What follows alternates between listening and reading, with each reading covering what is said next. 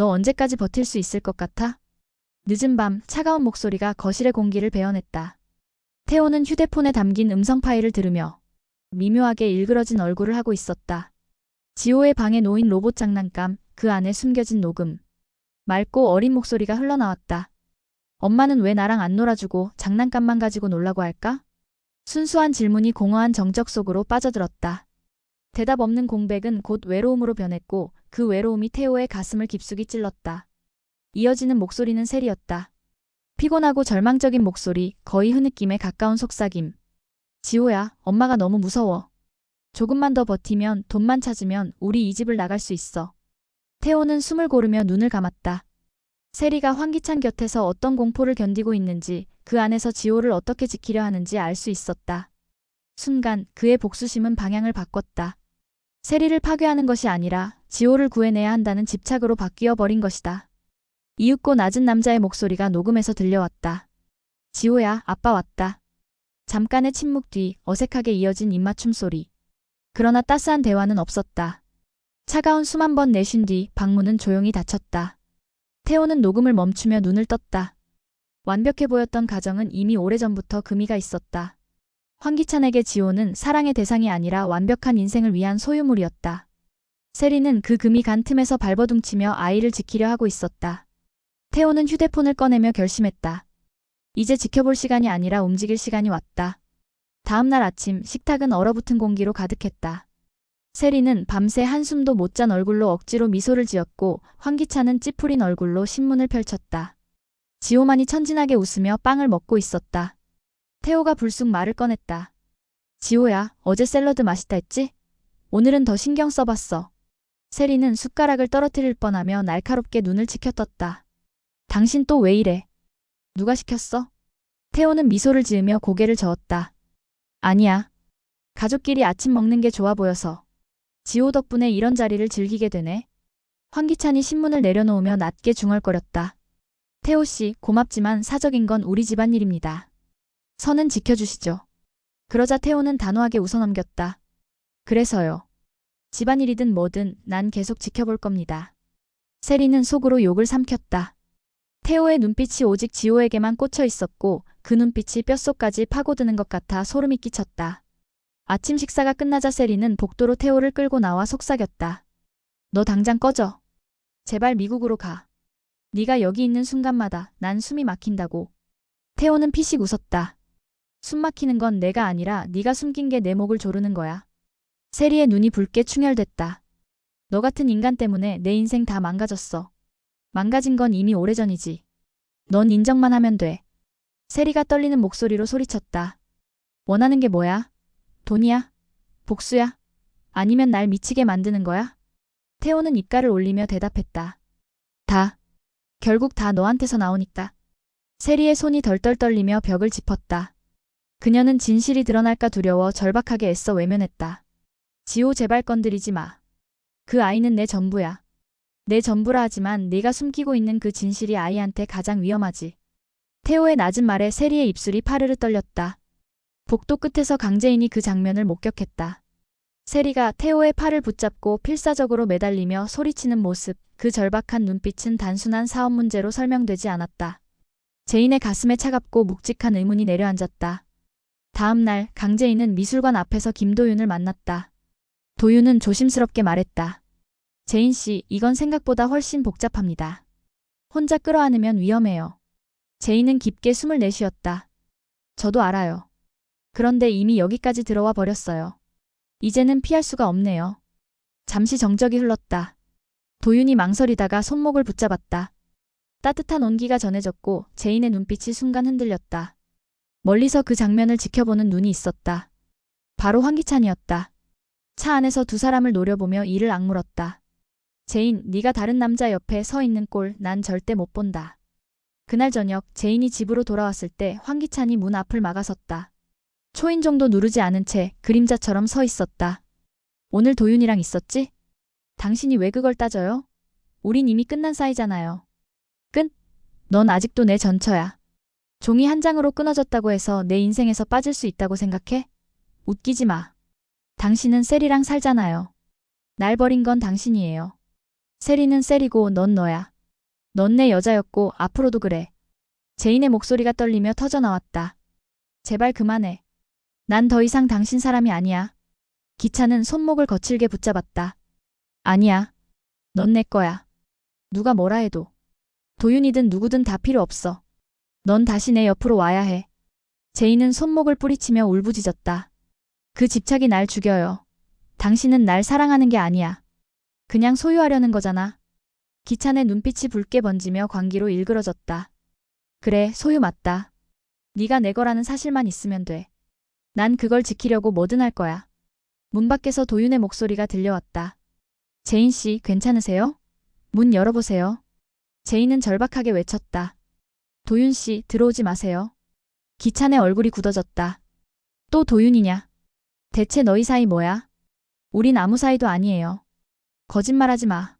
내 눈빛이 다 말하고 있어. 제인은 눈물이 맺힌 채 소리쳤다. 당신이 셀이랑 살기 시작한 순간부터 난 당신 사람이 아니에요. 제발 내 인생에서 꺼져. 황기찬의 눈빛은 잠시 흔들리다가 곧 굳어졌다. 낮게 그러나 확신에 찬 목소리가 흘러나왔다.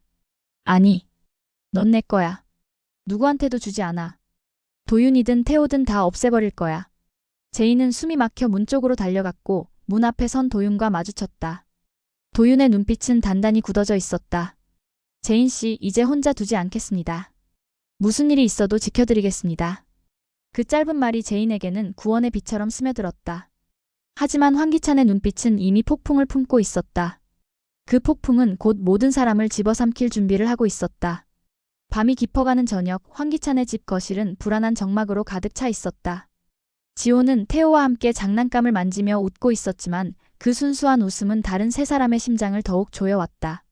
세리는 아이의 웃음소리를 참아 바라보지 못하고 부엌으로 몸을 피했다. 숨을 고르려 했지만 가슴이 쿵쿵 울리며 진정되지 않았다.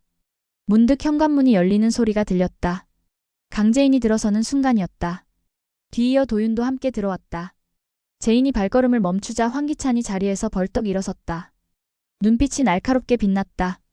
제인, 여기가 네가 올 곳이야? 난 그냥 지호가 걱정돼서 온 거예요.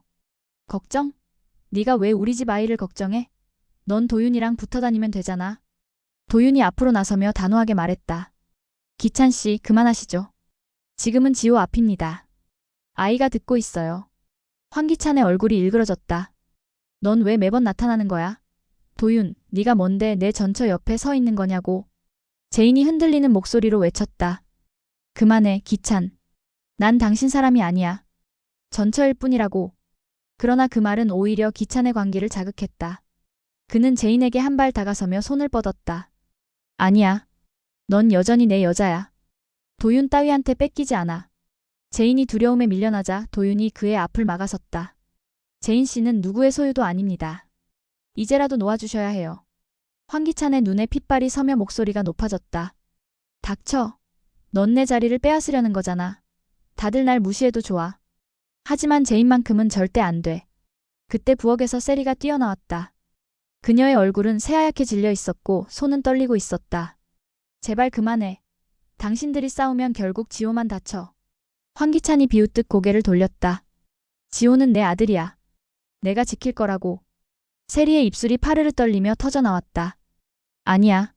모두의 시선이 세리에게 쏠렸다. 순간 공기가 멈춘 듯 정적이 흘렀다. 세리의 눈에서 눈물이 주르륵 흘러내렸다. 지호는 당신 아들이 아니야. 황기찬의 얼굴이 하얗게 질렸다. 뭐라고 했어? 당신이 모를 거라 생각했어. 하지만 이제 숨길 수가 없어. 지호의 아빠는. 목소리가 갈라졌다. 태호야. 순간 거실 공기는 폭발하듯 무너졌다. 지호의 웃음소리가 멎었고 태호의 눈빛은 차갑게 빛났다. 황기찬은 비틀거리며 뒤로 물러났다. 손끝이 파르르 떨렸다. 거짓말이지 세리, 네가 미쳐서 하는 소리지? 세리는 주저앉아 흐느끼며 고개를 저었다. 아니야. 그 애는 태호의 피를 이어받은 아이야. 제인의 입술이 굳어졌다. 도윤은 믿을 수 없다는 표정으로 태호를 바라봤다. 태호는 아무 말도 하지 않았다.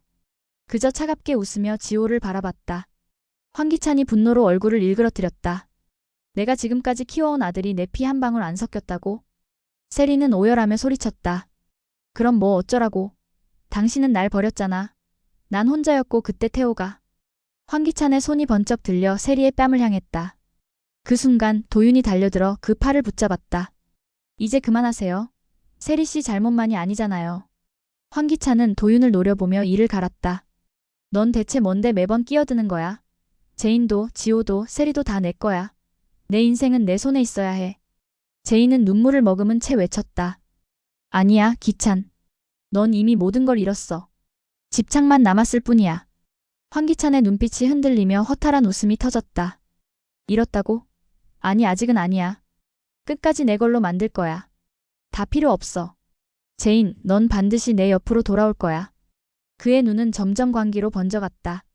세리는 바닥에 무너져 흐느끼고 있었고 제인은 숨조차 쉬기 힘들었다. 도윤은 이를 악물며 한 걸음 앞으로 나서 태호와 눈을 마주쳤다. 태호는 여전히 미소를 머금은 채 차갑게 중얼거렸다. 드디어 회전문이 돌아가기 시작했네. 그 순간 네 사람의 시선이 서로를 향해 얽혔다. 누구도 물러서지 않았고 폭풍은 이제 막 시작되려 하고 있었다.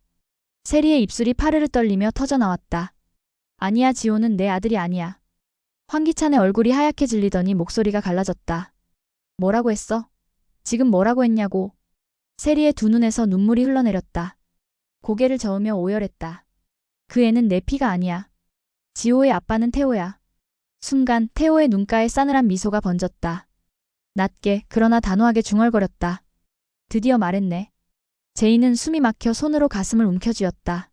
지호가 태호 씨의 아들이라고요? 도윤의 얼굴이 굳어지며 차갑게 떨렸다.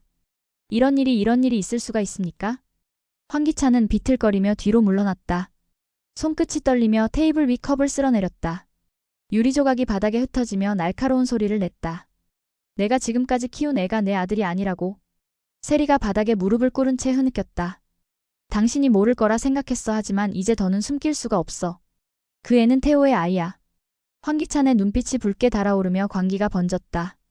내가 그 애를 내 아들이라고 믿으며 살아왔는데 날 이렇게까지 우롱해? 태호의 목소리는 차갑게 낮았다. 우롱당한 건 나지.